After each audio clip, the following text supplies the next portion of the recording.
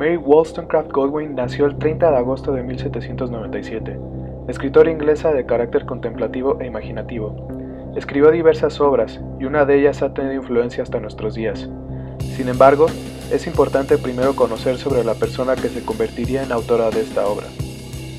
Mary fue hija del filósofo y político William Godwin y de la filósofa y feminista Mary Wollstonecraft. Tras la muerte de su madre, poco después de su nacimiento, Mary Godwin fue educada por su padre, quien le brindó una educación excepcional y apegada a sus ideas políticas liberales. En 1814, Mary Godwin comenzó una relación romántica con uno de los seguidores de su padre, el entonces casado Percy Shelley, un poeta lírico de la corriente romántica que no fue reconocido sino hasta después de su muerte. Sin embargo, 2 años después, tras el suicidio de su primera esposa, Percy Shelley desposó a Mary Godwin. En 1831, Mary Shelley escribió una introducción a su obra más aclamada, donde narra el origen de la misma. En el verano de 1816, la pareja Shelley visitó al poeta Lord Byron, que al igual que Percy pertenecía al movimiento romántico, en la villa Diodati, cerca del lago de Ginebra, en Suiza. El clima entonces resultaba adverso, y por ello buscaron refugio cerca del fuego continuamente, donde encontraron distracción leyendo cuentos de fantasmas. Byron propuso entonces que realizaran un concurso, donde escribirían sus propios relatos. Mary no lograba crear una historia, a un tiempo después de que los demás completaran las suyas.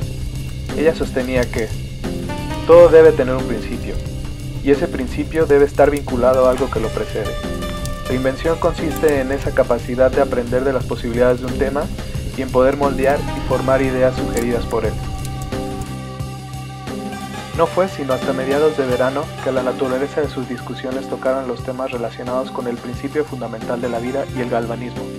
Durante la noche que siguió estas pláticas, ya pasada la medianoche, Mary se dispuso a dormir. Fue entonces que su imaginación, al borde del sueño, se lo mostró. Vi al pálido estudiante de artes simpias, de rodillas junto al ser que había ensamblado. Vi el horrendo fantasma de un hombre tendido, y luego, por obra de algún ingenio poderoso, manifestar signos de vida, y agitarse con movimiento torpe y semivital. Debía ser espantoso, pues supremamente espantoso sería el resultado de todo esfuerzo humano por imitar el prodigioso mecanismo del creador del mundo.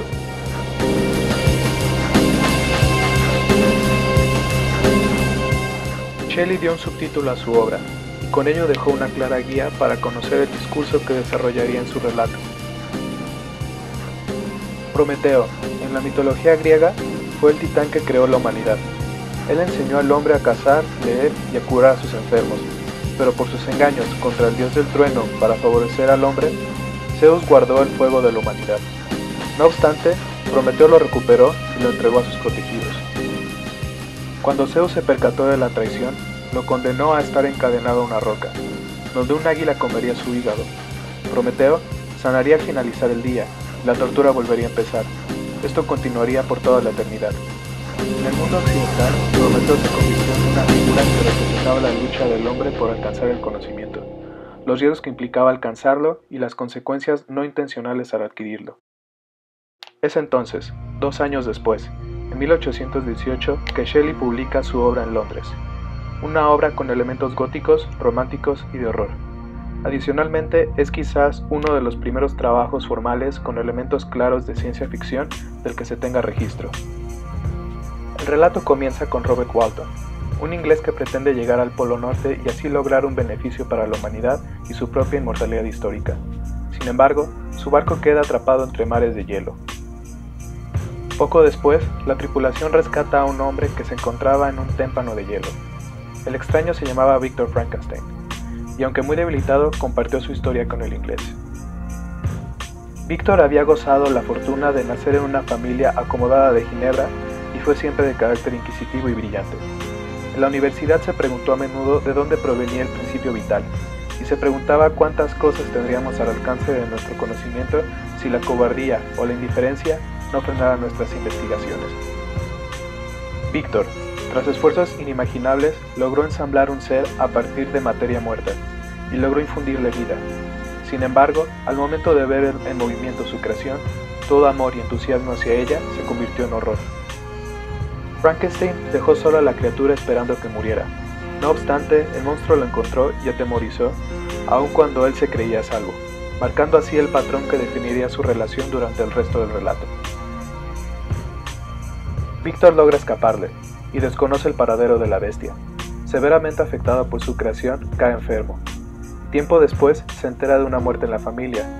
Regresa a casa, donde solo le esperan noticias terribles.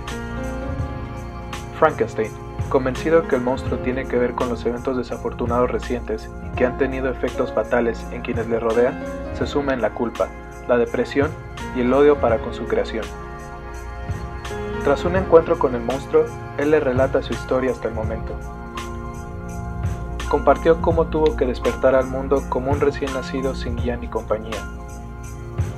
Él solo anhelaba que alguien lo aceptara y lo apreciara. De hecho, realizó muchos esfuerzos por conseguirlo.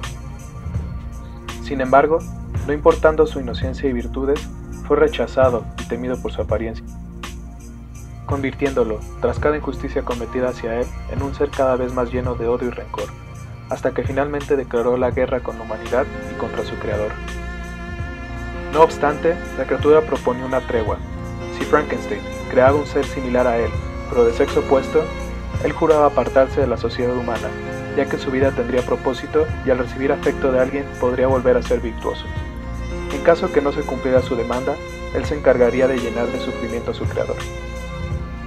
Víctor aceptó, pero al suponer la posibilidad que solo traería a un monstruo adicional a la Tierra, con el potencial de realizar el mal como el anterior, y que ambos podrían dejar descendencia y así amenazar a toda la humanidad, él decidió romper su promesa.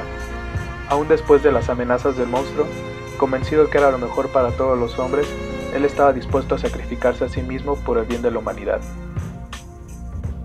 Pero poco sabía que lo que perdería sería algo que amaba más que su propia vida.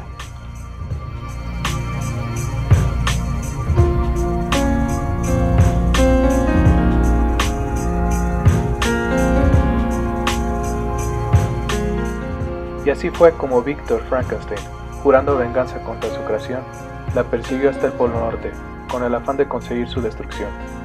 Pero sus fuerzas la abandonaban, y en aquel barco falleció. La criatura, que siempre estuvo al pendiente de dónde se encontraba su creador, abordó y se despidió del que podría haberse llamado su padre. Ahora que su venganza había sido completada, él se encontraba más vacío que antes y sin propósito alguno. No le quedó más que buscar su propia muerte.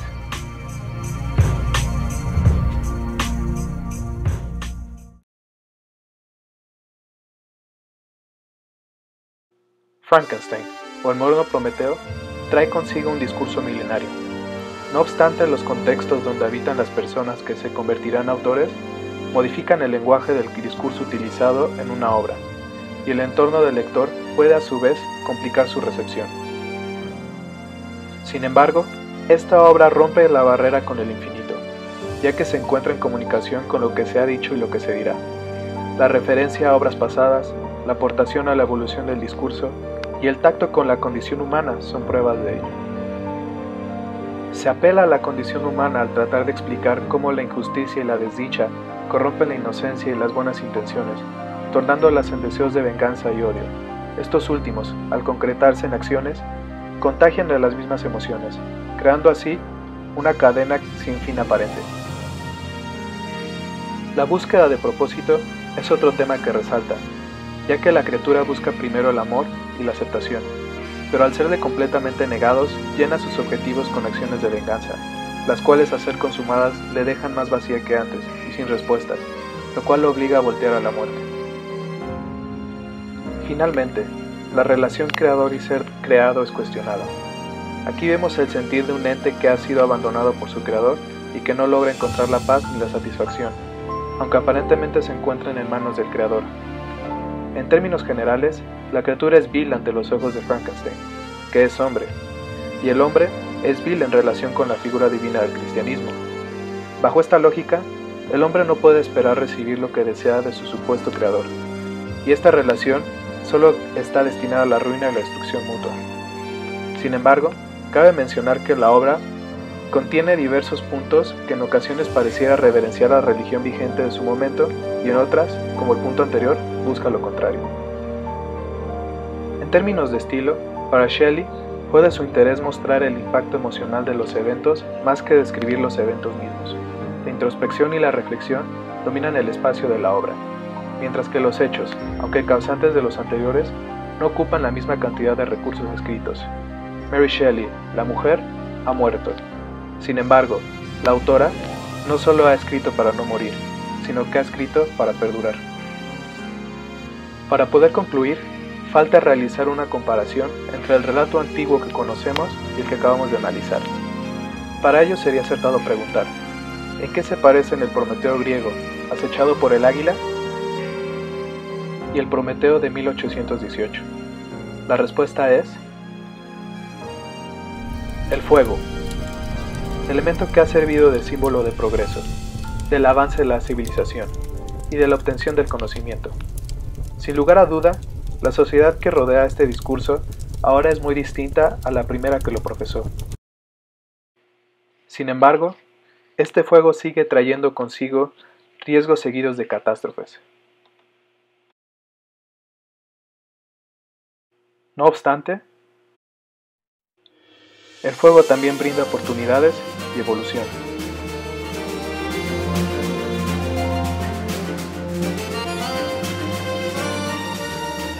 Solo nos queda acatar las palabras de Victor Frankenstein y sacar oportuna enseñanza de su relato. Una enseñanza capaz de guiarnos si triunfamos en nuestros objetivos y de darnos consuelos en caso de que fracasemos tras haber llegado a nuestros límites. No olvidemos que el tiempo avanza y nuestro entorno cambia, modificando con ello nuestra percepción y pensamiento, pero el discurso, la esencia del discurso, siempre será la misma.